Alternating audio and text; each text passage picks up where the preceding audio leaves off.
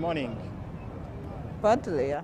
Thank you very much, Stephen Mbide, for that update. Thank you very much. I'll get back to you for more updates in that regard. I do have Sara Birete, the Executive Director for the Center for Constitutional Governance, in studio with me, and also Morrison Rakakamba, the he's the founding Chief Executive Officer for the Agency for Transformation. We're going to be discussing the fact that you do have an election petition that is taking center stage today. The National Unity Platform Party will be petitioning the Supreme Court contesting the just concluded presidential election, where President Museveni did get some 58.38%, while Chagulanyi got 35.3. That is 35.08%. Yes, that's according to the latest tally as per the Electoral Commission Chairperson, Justice Simon Byabakama. So what are the chances for the National Unity Platform Party getting the victory that they are looking for, given the history that we've been grappling with in this country? 2001, that election petition filed by Kizza Besigye did not culminate into anything. 2006, nothing. 2016, Amama Mbabazi, nothing culminated out of that Supreme Court judgment, where they did say, much as there were mass irregularities, they did not substantiate or lead to the cancellation of that election. Well, I do have Sarah and Morrison. A very good morning, gentlemen and lady. Good morning. Sara Birete would like to know, the National Unity Platform Party is petitioning Supreme Court today. What are their chances of getting the victory they need, given that the history has taught us that when you go to court, there is never any chance of overturning an election victory? Well, I'm sure there will be a first time. A first time? Yeah, there's always a first time for everything. But looking through the run-up to the petition, the process, I think Ugandans have witnessed the most violent campaign process in this country's history. The role of the army that took over and hijacked the electoral process, the reluctance of Justice Byabakama and his commission to do the job that the Constitution mandates them to do, because literally the Electoral Commission took a backseat and could not guide the campaign process the way they should have. Also, to be mindful of the fact that all presidential campaigns were denied from doing consultations that are provided for under Section 3 of the Presidential Elections Act by the security forces, even after consultations with Electoral Commission. And the Electoral Commission was helpless. Again, they could not do anything. But looking at the process also, the way Justice Byabakama announced results, disregarding Section 56 of the Presidential Elections Act on the tally of results, and announced results that are not known by law, going by polling station, jumping polling stations in districts, yet the law is very clear.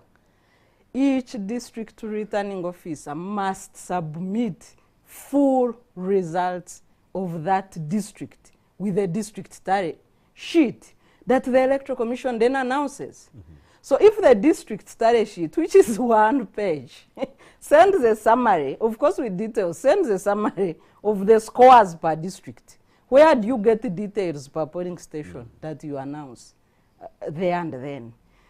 Then, of course, the kidnap of agents, some are still missing, and Parliament has constituted an investigation, the arrests, the ballot staffing, you know, the purpose for which the regime had shut down internet so that people don't see what is happening.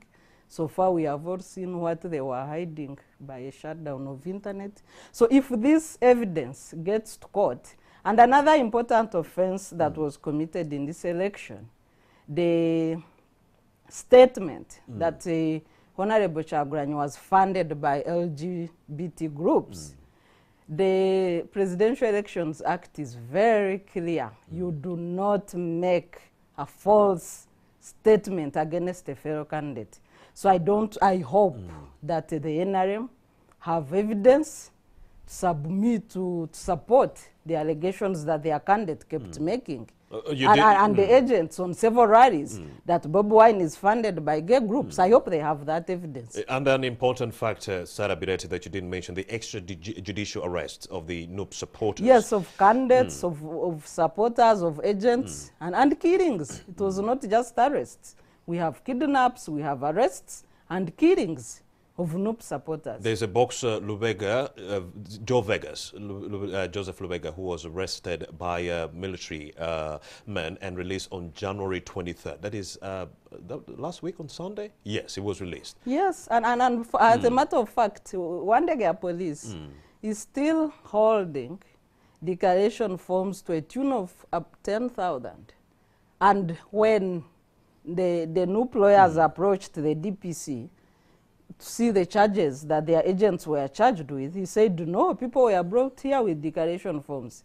Said, what is the offense? Said, no, the exhibits I have are declaration forms. So how can holding of a declaration form by a polling agent on a polling day become a crime?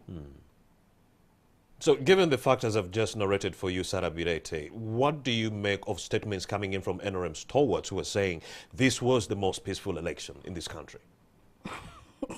I mean, Ugandans witnessed. You know, an election is not an event. It's a process. 2 presidential candidates were arrested right on nomination. Brutalized, not just arrested.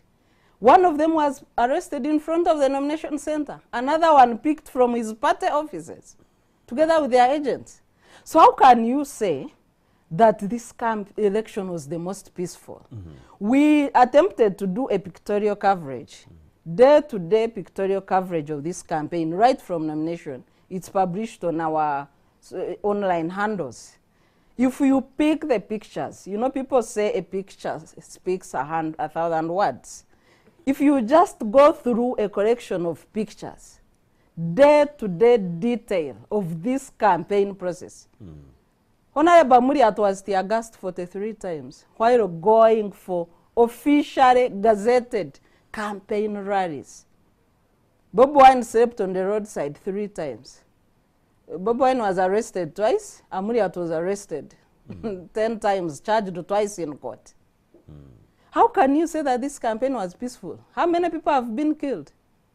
54, November 18th and 19th. And there are more that are unknown. How many people are missing? What is peace? What is the definition of peace? Maurice Nrakakamba. Arbitrary arrests, detention of NUP supporters, intimidation by members of security, ballot stuffing by members of security, the UPDF itself, voting more than once. Do those factors actually reflect the tenets of a democratic nation like Uganda?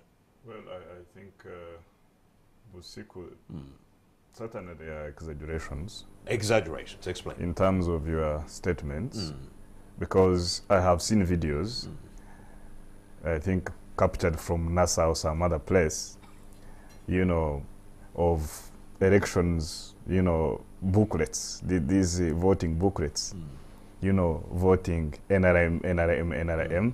But I've also seen similar booklets, you know, with videos of NUP, of NUP people support, you know, ticking Bobi Wine, Bobi Wine, Bobi Wine, and stuffing in ballot boxes. So there was cheating on both ends? No, what I'm trying to say is that there are a number of fabrications going on, you know, across, and of course narratives, and I NUP framing NRM, NRM framing those kind of narratives, which is, I think, cyber offensive that has been going on and percolates into the mainstream media, and I can hear my friend Sarah also, you know, bringing out some of those, which I think are really fabrications. Although I still believe that Sarah, when I listen to her, it's like she's really prosecuting the case on TV for NUP. No, she's giving us a historical account of what has been happening on the campaign trail. Am I agitating you? Go ahead, Morrison. Let's have a real conversation. And I really feel that whereas I do believe that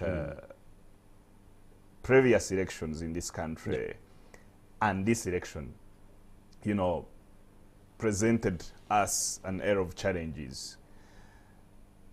And elections are essentially imperfect, but there are certain inexcusable things, you know, like, you know, when people are arrested, arbitrarily, when you have people dying because of an election, that should not be celebrated by anyone. I think that is a farce, and never again should things like that happen in any particular election, because even previously and now things like that continue to happen. So those should be condemned by all the entire body politic of the country.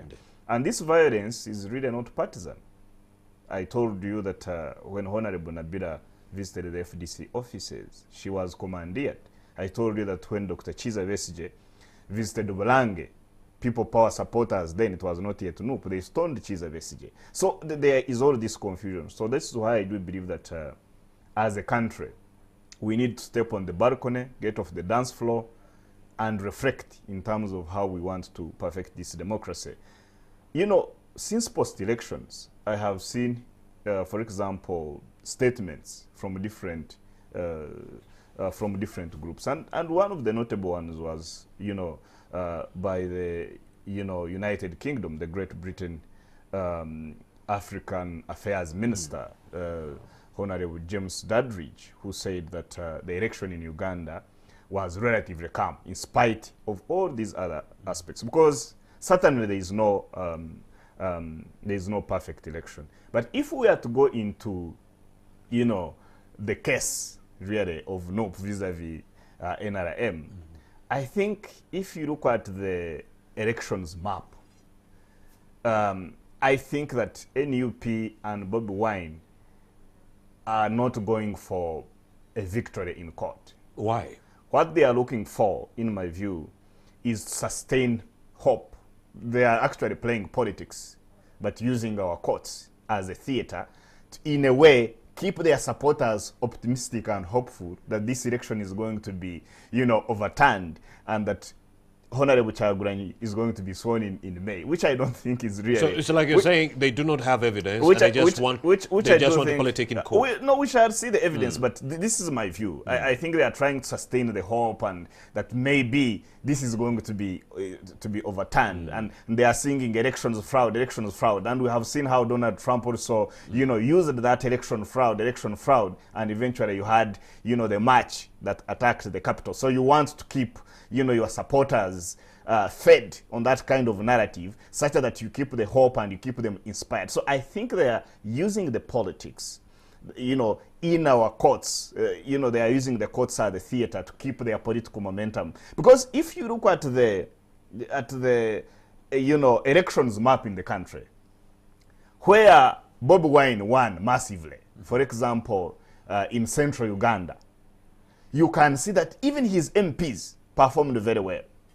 The NUP MPs. You can see that the LCs performed extremely very well. LC 5s performed very well. I think in Kampala, it is people like the road mayor Kwago that, you know, turned the tide. And in Entebbe, people like Fabrice Rulinda turned the tide. And in Chira, you had Semujunganda. But overall, where a candidate, Kyagulanyi, performed very well, his people performed extremely very well. If you look at LC 5s, for example, across the entire Uganda, there is no way you're saying that all the LC 5s, MPs, it is all yellow. So you have to look at those pointers. You may not have the numbers in terms of 1, 2, 3, but what does the trend line show you? So I think, in my view, Bobi Wine and NUP, they know they lost this election, but they have to continue providing that hope, you know, which is like, you know, pouring gasoline on fire to keep your supporters really activated, to, you know, to have that hope. And I think they are playing politics, and they are using our courts as the theater. And those are the talking points I've been hearing, especially from members, the Democrats, especially from Capitol Hill. If you, especially, not the Republicans, if you actually prosecute Donald Trump as a civilian as he is, you're pouring gasoline on fire. That's what I've been hearing. But do you subscribe, Sarah Bidete, that but Robert Kyagulanyi also make this clear that it is a right, really, of any group, if they feel aggrieved, in my view, to go to courts. In the non-violent means. Yes, to go to courts. I think it's a better way to really go to courts and get this, you know, present evidence, such that our courts can determine. That's their right. Although I think, personally, my viewpoint is that they are praying. Sarah Bidete, is Robert Kyagulanyi just simply politicking in court? knowing very well that they lost the election? I was saddened. It's good my brother has added a disclaimer. I was saddened by his first comments, dramatizing a constitutional provision. No, I have cleared it. Yes, I said, no, it's okay. Cool. Go ahead, sir. Dramatizing a constitutional provision for the Supreme Court to audit an election exercise, presidential election exercise, constitutional rights of a candidate or a party that has participated in an election to legally express their grievances. I think we need to respect the constitutional lines. And when somebody decides to take a path that is legally provided for, then I think you need to say, well, but to say that they are playing politics, they are, dramatizing by the highest court in the land, I think that is very unfortunate. But going back to the points, I think we need to reach an extent, even given the previous 3 election petitions. It's important to note, for example, that in all the 3 previous petitions, the Supreme Court has consistently held that there are irregularities. Indeed. And the elections do not conform to the laws of the land. I think we should, all citizens should be concerned by that consistent remark by the Supreme Court. During the campaign for free and fair elections, the civil society, with the broader civil society, did campaign that the Electoral Commission should be headed by somebody at the rank of a High Court judge. One of the reasons members thought that would help was to ensure that there is somebody in the Electoral Commission who understands the laws, who is going to take away this consistent remark by the Supreme Court that we hold irregular elections in this country. We got more than we wanted and got a Court of Appeal judge. But if you look at the irregularities, because we don't know the grounds that NUP is going to present in court, I am speaking from the aspect of an election observer. If you look at the irregularities that have happened in this country, you wonder whether we really got it right. I know that this regime has a way of dramatizing, and then they say, okay, you wanted the High Court judge, we gave you more. But if you look at the conduct of this election, you really ask her to say, okay, I think everybody has sat back and said, we think Aziz Kasoja and Chugundu did better. Even I saw Chugundu, saying, okay, he said he's going to correct my my mistakes. But I think really the way Justice Byabakama presided over this election is laughable. And if it would be unfortunate for this election to go unchallenged. Election observers. It was full of fraud. Election observers, like for example. Yourself, you were arrested at Hotel Africa. Yes, we were arrested just after issuing the first statement regarding the opening of voting in the country. And I think after the digital shutdown, I think people didn't expect us to gather information and have an accurate statement. So immediately after issuing our first statement, our colleagues were picked up.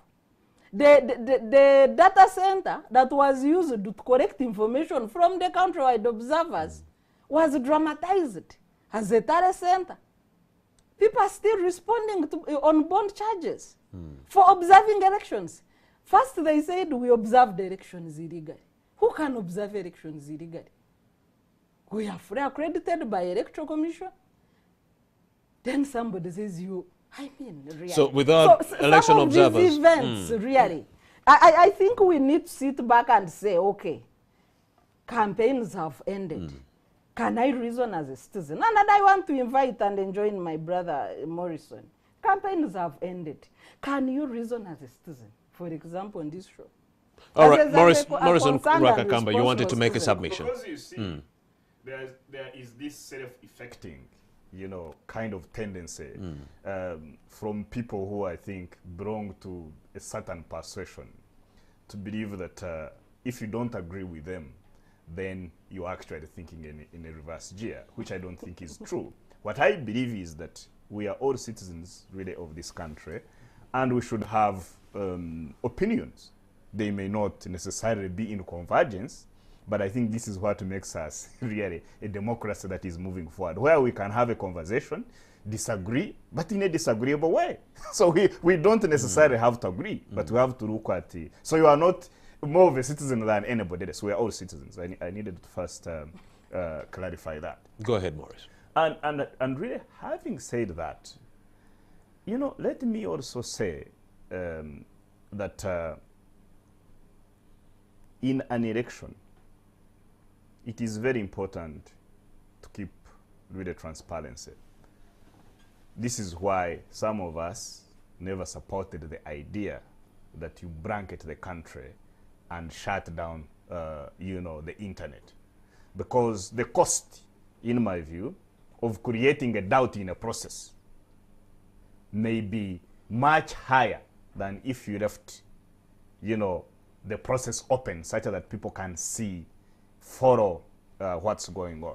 My suggestion then, and my suggestion now to the future processes in this country, is that if you suspect that Ruakakamba is a rabble-rouser and he's posting things that are going to, you know, create chaos, then you deplatform, you target and deplatform Ruakakamba from using the internet, but allow Sarah Birete and Ron Busiku to continue enjoying, you know, that freedom. I think that's extremely very important. So I think, in my view, part of how we manage that process, and I think all observers have pointed to that, I think that was, in my view, less at a strategic and tactical level. I think that was not a good thing to do. But having said that, this issue of telecenters, I think we should definitely honestly discuss it.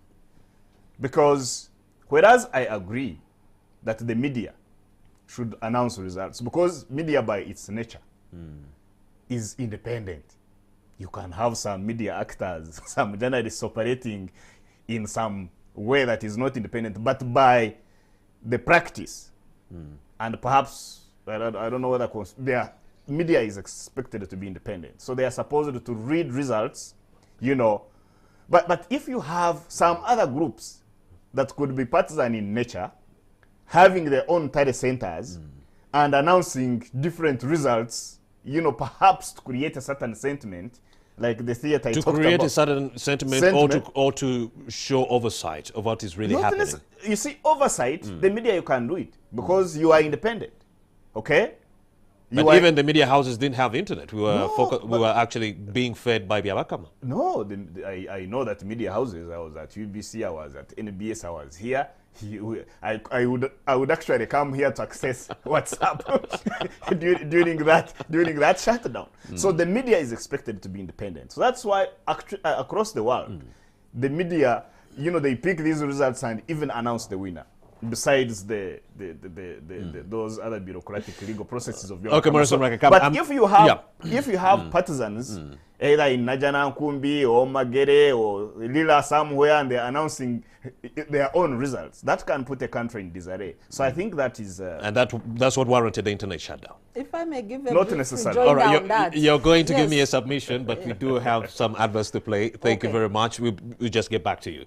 You're still watching Morning at NTV. I have Sarah Birete. She is the Executive Director at Center for Constitutional Governance. I also do have Morrison Rakakamba, Chief Executive Officer, Agency for Transformation. Let's take a breather. We'll be right back with more on this conversation. Where are you getting your results? And Simon Biabakama mentioned that the Electoral Commission, prior to this election, had created an independent internet system that allowed them to operate even after the country was shut down. So that's how we were getting the results from Simon Biabakama, not anywhere else. Can I give you information? Go ahead. The information I have is that the national broadcaster had internet. UBC. And all journalists, local and foreign, were housed at UBC, and they were even transmitting correspondences to their foreign... So meaning Electoral Commission feeds UBC and UBC feeds the world. No. Ideally we were getting information from the Electoral Commission. No, not at all. What I can say is that some major media houses allied to the government. In this country. You should also add on that. So allied to the government. Major? No. Isn't TV not major? No. There is a difference, by the way, between, the state and the government. Okay? So a national broadcaster is not a government institute, it is a state. So, Morrison, this is what happened on January 15th, even on January 16th. Yes. I got a call from South Africa. An individual was saying, why are you disseminating wrong results? I told him we do not have even internet. We are getting these results from the Electoral Commission. And he said, you're presiding over a genocide, disseminating wrong results. I told him, no. But there is no tally center at the NTV Serena offices. We were getting results from the Electoral Commission. This person said, no, we are coming for you. We are coming for your family members because you're disseminating wrong results. That's what we are dealing with. Is that what we are dealing with right now? If I may say something. Let her continue. No, you see, Romeo, you're talking genocide language. I'll acquaint you. Let her finish. Sarah Bireta. Yes, I wanted to comment on the issue of the tally center. Morrison did insinuate that partisan agencies should not do tally centers. An electoral, no. That's what you insinuated, so let me respond. I don't know why you are so, this time you're not so, like the gentleman that I know you to be. So, the law, there is no law prohibiting anybody from tallying results. Tally means adding. And it simply means that you get declaration forms and do an addition of your scores. But people try to dramatize tally as if it is something strange and complicated and shouldn't be done. An election is by nature having stakeholders who are partisan. We are in a multi-party dispensation. So you have NRM, you have FDC, you have DP, you have NUP. So when you say a partisan agency should not tally, NRM for every election launches the tally center. They have done it in all elections, including this one. Openly launching, it's a big ceremony, it is celebrated, broadcast, NRM has launched its tally center. But when it comes to any other person, then it is a partisan tally center, as if NRM is not a party, and therefore the activity is partisan. We have got this fusion, capture and fusion of the state with the ruling party. Anybody who does not support NRM is treated as an enemy of the state because of the fusion of the ruling party and the state. Then anybody else starting results is partisan except NRM. But specifically on the case of civil society, I want to clarify that in total the 7 civil society agencies that were accredited, formerly under the new that was irregularly banned, under the same, fraudulent electoral environment. We were 7 organizations, and together combined, we had a total of 2,148 observers countrywide. Even if we wanted to discuss results, we did not have the manpower. Out of 38,000 polling stations, you cannot say that I am getting 2,000 results and therefore I'm constituting a tally center. Not possible. Secondly, the data center for local domestic election observers was sieged at 2 p.m. Voting was still taking place. At 2 p.m. there were no results to talk of or tally. So somebody to allege that you're seated here tallying results, which results at 2 p.m. on voting So day? Before you were arrested, what had your data center accrued as far as information is concerned? No, the statement we released, only 11.8 polling stations countrywide commenced voting on time. Another 56.4 polling stations commenced voting by 9 p.m. But we had polling stations, including one in Jinja commenced by 9 p.m., 9 a.m.? 9 a.m., sorry. Right. 9 a.m., sorry. Yeah. I'm talking of 9 a.m. and 7. By 7 a.m., 11.8 polling stations commenced voting on time. Another 56.4 had started voting by 9 a.m. All right. But we had polling stations even after 12:30 that had not started voting. 12:30 p.m.? Yes, and in Jinja East, not far from here. So that is the tabulation, and the statement we are giving was on how the voting commenced countrywide based on the sample data that we had of 2,148 observers. You see, let us first continue. So the police came in and said, we have got information, you have a tally center. Yes. They said, come on, this is our data, these are our observers, this is our accreditation. How? So Simon Byabakama says 8 million voters did not show up to the polls. Now, according to your data and what you're saying with the delayed delivery of polling materials and then commencement of voting, do you think that is the reason why 8 million voters were disenfranchised? And the machines that were failing to Do you work. think it's the reason why 8 million votes were not counted? Or 8 million people did not show up to the polling station? No. The reasons for voter turn-up go beyond the technicalities of voting. The biggest deterrent to this voting process was violence. The killings, the kidnaps, the conduct of security agencies. Take 80% of the blame for voter turn-up in this country. Many people thought voting was going to be violent. We know that there was calm, but also that calmness, you know, the deployment of the security. Patrol every 5 minutes, you would meet a patrolling unit of about 20 soldiers armed. So people voted on gunpoint. Really? I think that also kept away people. You say, Morris, where am I going? What if I'm shot? Morris, because people were shot anyway. What is your in the campaign process? You see, I think Romeo and Sarah, we are discussing this election without context, really. Because this is an election that happened during a pandemic. Aziz Kasuja, Stephen Akabwai, and other electoral commissioners also had their circumstances. But this circumstance, where Byabakama and his team managed to pull off an election in the middle of a global, national, regional, village pandemic, is something that we have to really put in context. And this election delivered the president. This election delivered members of parliament across all the political parties. This election delivered mayors and lord mayors. So instead of castigating EC, we should be praising them for having done the most during the pandemic. We just have to look at the context. Okay? Very soon, NUP is going to be, and Robert Chagulanyi is going to be appointing a leader of opposition. Indeed.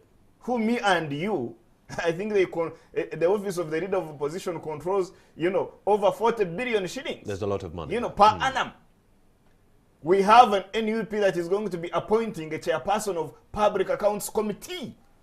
To offer oversight, yes. In our parliament. We have NUP LC5 chairpersons that are going to be presiding over delivery of social services, you know, in the country. So, the way we are, you know, speaking about this, it is like it's an NRM thing, no. This is a citizen thing. And in the circumstances, I think in my view, Mr. Byabakama and his team did fairly well. And like I have said, the results really for me that showed up were not extreme. It wasn't very surprising. Why? Because how did NRM and President Museveni go into these elections? The country had just conducted a year or so before local council elections that the NRM won by 70%. The country had just gone through youth council elections where NRM won by over 80%. It was surprising actually that opposition managed to cut deep and get NRM and President Museveni at the presidential level, you know, to come through with only 58%. So if you are the opposition, really, you should be really celebrating those gains. Although I believe that NUP and Bobi Wine did not cut through, did not expand the Chiza Besigye base, the Chiza Besigye coalition. Because remember in 2006, Chiza Besigye got 37%.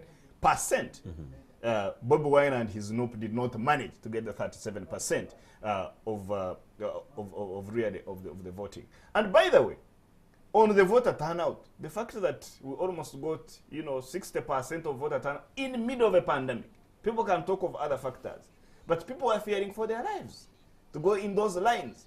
We should actually congratulate and thank Ugandans who, in spite of a COVID which is a clear and present danger and a risk to lives, managed to come out, get into those lines, wear the masks, and deliver on that patriotic duty of voting for their leaders. So instead of contesting this election, they should rather be celebrating the gains, like having clinched the lead of opposition. At every level. I'm sure Anthony Wameli would beg to differ. At every level, if people feel some level of injustice. Anthony Wameli from the National Unity Platform Party. Yes, Anthony Wameli is joining us. He is the head of the legal department team at the National Unity Platform Party.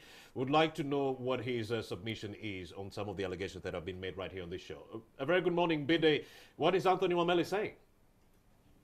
Yes, good morning to you, Romeo Busiku. Of course, we are here at Mengo, here at the suburbs of Kampala, but Anthony Wameli, the lawyer and the politician, is convincing me that this time round, and sort of Kuchizigo, as they say in Uganda, they are so sure that they are going to have a shutdown for the next 2 months, and this shutdown is going to yield progress for them. But with me, he is here, and he's going to let me know how are they going to play this game for the next 2 months. Good morning to you, Council. Good morning, thank you. The day is today, and you've been waiting for the last 15 days. What are we exactly expecting to see at the courts today? Well, today what we expect to see is filing of the petition, probably having the registrar sign or endorse on the same, the summons to answer a petition, maybe probably looking for President Museveni to serve him, because he's one of the parties to the petition, plus Attorney General and the Electoral Commission. So these are going to be the 3 respondents in this case? Yes. And what exactly are you seeking to achieve from this Supreme Court? Because we've seen for the last 3 consecutive elections, nothing has come towards the side of opposition as much success talk about. This time around, what are you exactly trying to achieve? Well, for me, I think that question is we are in court. We have a cause of action. We know that we can get judgment. Uganda Cranes was in for 38 years and wasn't in AFCON until when it happened. So those cases have been different. This one is a different case, and you want to treat every case as and when it comes up. And we have enough evidence to convince the justices of the Supreme Court that this election was a sham and should be annulled. Yes, but you're playing the same game from the same venue, the same stadium, playing against the same team. I'm talking about President Museveni and the NRM. This is the same A team, and is likely going to win you from the same stadium under the same conditions, because it was maybe a rainy day. Even today, the same political conditions are still happening. How sure are you that this time around you're having the A game? But I think the cause for change has been building momentum, and this time we are at the peak. The players are very different. This is Chagulanyi has not been here before. NUP has not been here before. All these are new players. Some of us have not even been here before. And I believe many Ugandans have not been at this particular point before. And what is most important is that everything is there for all to see, that this election, if it had been handled well, would have given different results. And I think the fact that the cause is genuine, the evidence is glaring, is what we are trusting, not the judges, not the fact that the other parties will play in our favor. Just tell me about the backdoor meetings and everything that has been happening. There have been 2 forces: those who are pro going to the courts, and those who are saying that no, this is just a waste of time. How did you win this? As you who are saying that let's go to the courts of law, and those who are saying no, this is just a waste of time. Well, first of all, it is the registrar leaked this information on Friday, but the ideal would have been for my party president to to tell us, and I know he will have a press conference today, and he will only tell us why we have decided to go to court.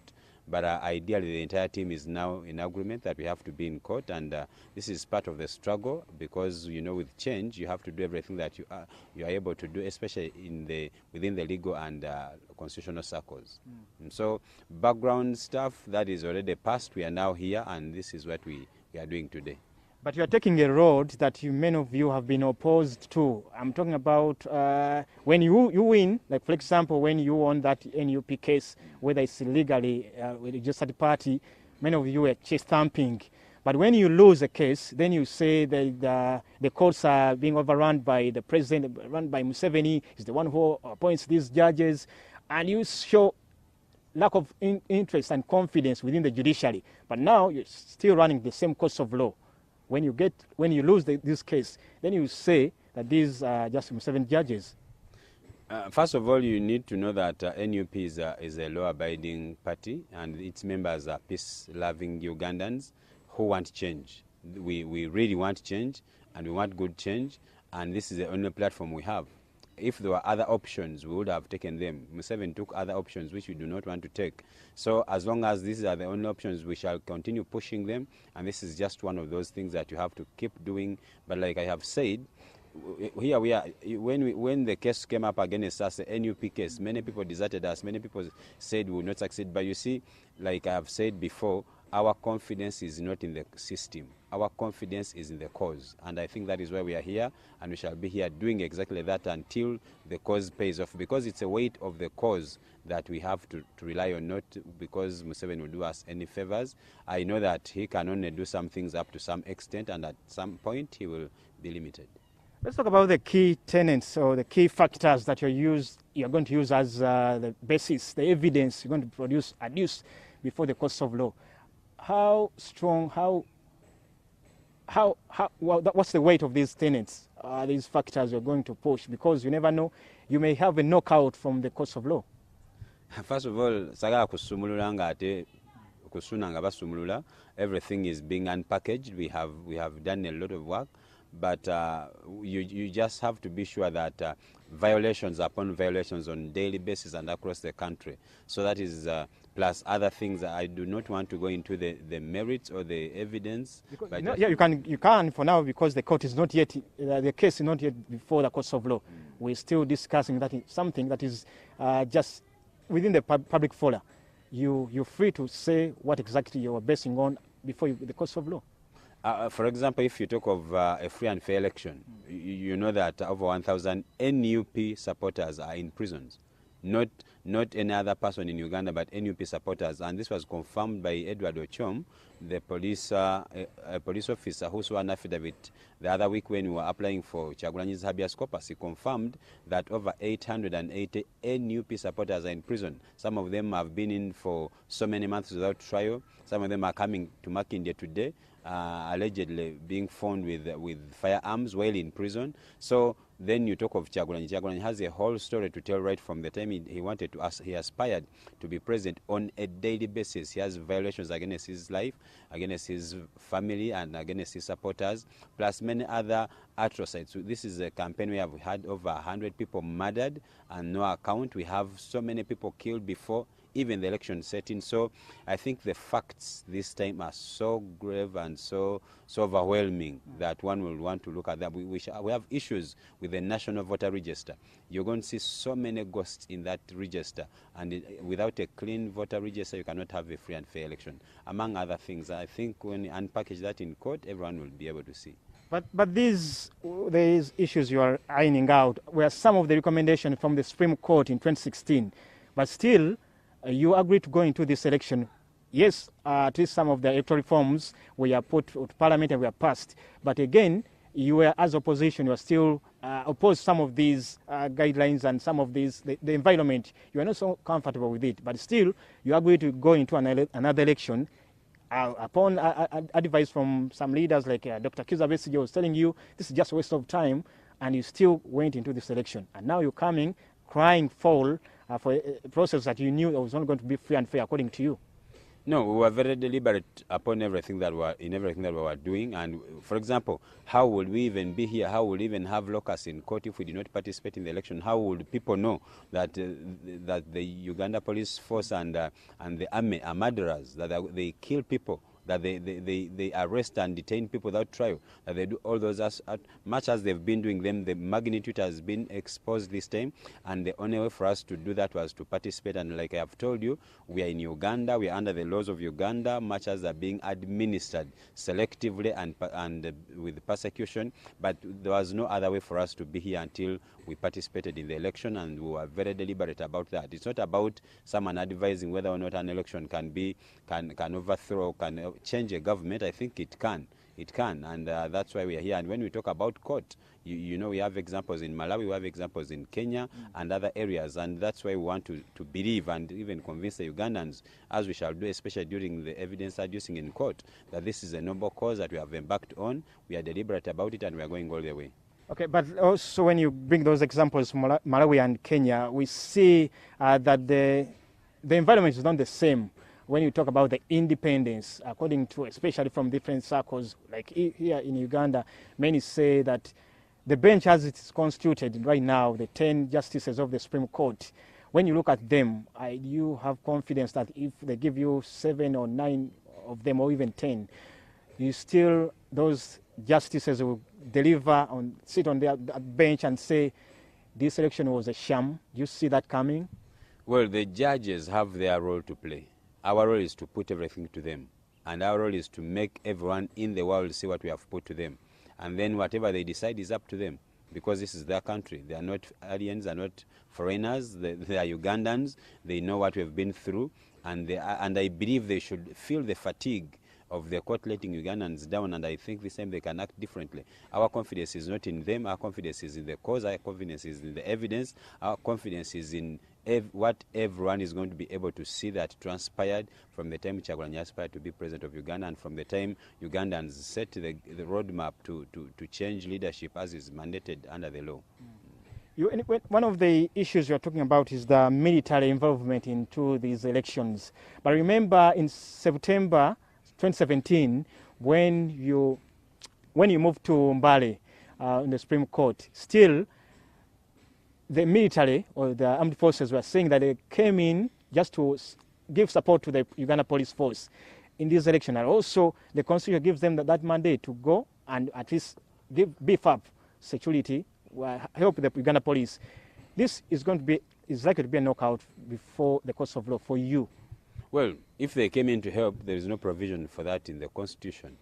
And much as they will claim that police invited them, I don't know whether the Uganda police invited them to murder Ugandans, to camouflage, to hide number plates and their name tags and abduct and kill Ugandans. I don't know whether that is help, but for us, we are going to lay that before the court, and it will be for the court to decide. And we also know that there are many incidents where they were not welcome, where it was not even necessary, because at the end of the day, they were supposed to be busy protecting the territorial integrity of Uganda. We have them on record saying we are going to shoot and kill Ugandans. I don't know whether that was to help them or help the Uganda police, because as you help the Uganda police, ultimately you have to help the Uganda, not to keep them under siege as they did. When you look at these results declared by Justice Simon Byabakama from the Electoral Commission, they indicate that Yoweri Kaguta Museveni polled 58%, and of course the principal of NUP 35%. But when he quashes these results, what is he giving? What is he saying? What is he telling the public, the world, that from this election, this is what he polled? Because at least for now, we know he polled 35% and Museveni got 58%. But do you know how many votes each candidate got per district? Have you seen how much each candidate got? And we shall be able to show you that in some areas, for example, here in Wakiso, Katumba had 300. Katumba, Oye had 300 and Kyagulanyi had a 0. We shall show you that in so many polling stations in Western Uganda, Kyagulanyi Museveni, the voters turned up 100%. No one died, no one was sick, no one was delayed, no one had other businesses. All of them came and they all voted for Museveni 100%. We shall show you so many other incidents where we have ballots, about 100 ballots almost bound together, sticking together in a ballot box, and so many other things. So with what Justice Byabakama announced, you realize that the chain is different. I don't know where he got his results, but he should be able to tell us, because the law talks about transparency in the system of transmitting. And so what exactly did, according to Robert Kyagulanyi of NUP and the entire team, how many votes did you poll? At least by percentages, going by percentages. You see, when we say this was not a free and fair election, you realize that about 10,000 declaration forms are in police. They're in the custody of the police. They're in the possession of the police, with our agents who are carrying those forms in police cells in so many parts of this country. We even have people who are hiding. They have declaration forms. They even fear to leave their houses, to walk with them, to bring them to wherever they're supposed to bring them. So for you to ask the question of how much Kyagulanyi actually polled in such a situation is unfair. If we were allowed to have our declaration forms, 10,000 is a very big number, but you cannot have that. So our main aim is to show that this was a sham. In the circumstances, no one could even ascertain how much they could have garnered. I just want to understand this clearly. Where was the big problem? Was it at the polling station? Was it at the vote counting? Was it at the transmission of the process between the polling station to the district or to the National Tally Center? Was it at the Tally Center itself? And maybe when they got those 10,000 votes, when they were tallying, they made the mistakes here. According to your evidence you have, where was the problem? Exact problem that you, when you look into the camera, for someone who is watching Morning at NTV right now, will know that maybe I was at polling station A, and Kyagulanyi got 3 votes, Museveni got 5 votes, and so Tumukunde got 4 votes. Where was the problem? The problem was everywhere. The problem was everywhere. The problem was at consultation. The problem was during campaigns. The problem was on polling day. The problem was on post-polling days. The problem is even happening now, that people are still being kidnapped and taken off and hidden away. We are not even finding them. As we speak this morning, the entire team of Honorable Kyagulanyi, Eddie Mutwe, Nubian Lee, Dan, all those guys, including Dan Magic, who has disappeared for about 3 weeks, are coming in the court martial, but there is no substantive charge that you can even think is going to be preferred against them. The limitations, the violations, the suppressions are happening even up to now. So it happened everywhere, but in specific instances, you'll find that in some polling stations, Kyagulanyi won, but when you look at the National Tally Center, the actual results is not there. Look at some districts where he actually won, but when you come to Justice Byabakama, his results are not there. I'm telling you that in Wakiso, you'll find Katumba has 300 votes and Kyagulanyi has 0. And in the same area, Honorable Segona won with overwhelming majority in that particular place where Kyagulanyi was. Actually, in all the other polling stations, Honorable Segona was not able to win Kyagulanyi. Everywhere he won, it was Kyagulanyi slightly ahead of him as regards the votes. But this particular polling station, Katumba has 300. Thank you. Your last word to the viewers as you go to the Supreme Court today. This is our country. We all love it. This is our time. We have to do whatever is within our means to make sure that we have a good country for us and for our posterity. And let's have confidence in the system, not in the players in the system, but in the system, but most importantly in the cause. This is a genuine cause. It's not personal. It's not against any other person, but it's for us and for us all.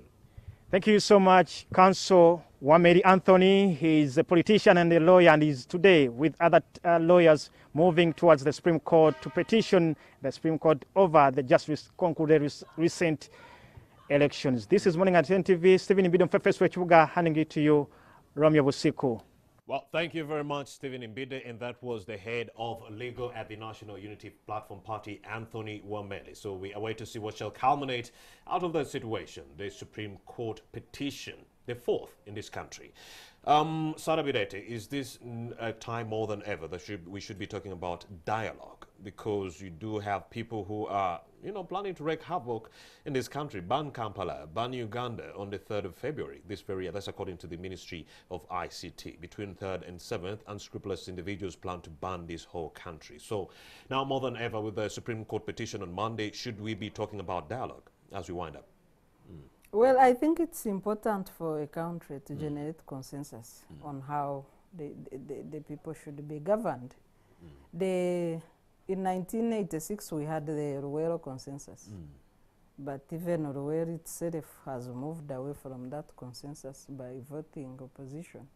Then in 1995, we had the 1995 consensus generated through the constitution-making process. The constitution has since been mutilated, and it is now a shadow of its former self, especially on the components that were meant to entrench democracy and provide for peaceful transition of power, political power, that has never happened in this country. So we do not have any national consensus now to talk about. And it would be good for the key stakeholders to dialogue and generate that consensus. The president has extended an olive branch, but without a mediator. Is it possible to have dialogue without a mediator? You see, President Museveni's record of dialogue is not very convincing. If you go right to the Nairobi peace talks that were later referred to as Nairobi peace jokes. And the several attempts by the interreligious group, by the Elders Forum to have dialogue, I think the stalemate with the last efforts of national dialogue happened when the president failed to sign a communique that was supposed to provide the way forward for the process. And the stalemate happened and people could not move forward. So his experience with a dialogue on political matters is not very convincing. And that calls for a mediator. Because a dialogue process must be honest, must be transparent, must be, the people must honestly commit. And the process must have guarantors. Otherwise, people can say, okay, we agree, we sign, and they go back and forget even when they sign. But himself, he did not sign the document prepared by the Interreligious Council and Elders Forum to take forward the national dialogue process. So does he, yes, is he a convincing party for people to sit with and discuss, given how he has been conducting dialogue processes? I don't think so. Morrison Rakakamba, dialogue without a mediator. Mambutse, Ndebese Mambutse, Makerere University's lecturer, believes President Museveni doesn't make any concessions. He will approach Sarah Biré to say, Sarah, I want to make you Minister of Kampala, and that is it. Sarah will not make a proposal in that regard. It will either be you take it or you leave it.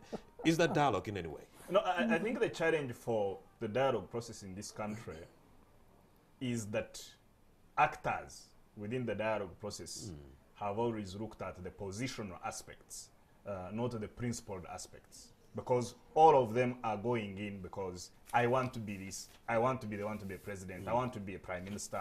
They are not going in for the principled aspects of discussing things like the national values, how we structure our country, how do we move on principles that would deepen the democratic process in this country. It's about positions. That's why even dialogue within the opposition, for example, has always failed. You remember when Bishop Zach Nirinjeruzaza and Godbert Mushabe, were holding that, some sort of uniting the opposition, and it had to collapse because every actor wanted to be the one to lead it. So that's where the challenge, is. But it's also not true that the NRM and President Museveni haven't been, principal negotiators or dialogists in terms of reaching out. As you know, in 1986, when the NRM came to power, the movement, or NRA, they pursued what you call a broad-based government that brought in people like Kawanga Paul Semogerere of the DP into people from the UPC to start running a country, together. Even, look at the last term, for example. We had the NRM teaming up with Uganda Federal, Alliance of Honorable Betty Kamya, and the UPC to actually, have some level of meaningful, consensus, whereas the FDC and other people did not join to that extent, although I know some members of FDC later joined the government in order to take on the national progress. But it is true that I think that NRM can act and embrace and pursue politics that embrace everyone. And I want to agree that groups like the Women's Situation Room, groups like the Youth Forum, groups like the Elders Forum, groups like the Interreligious Council, and the organized business groups, I think have an opportunity to continue engaging, all the actors in this idea of building a better society, a greater society called Uganda. Morrison Rakakamba and Sarah Birete, many thanks for having made the time to actually talk to the country on these issues that are coming about.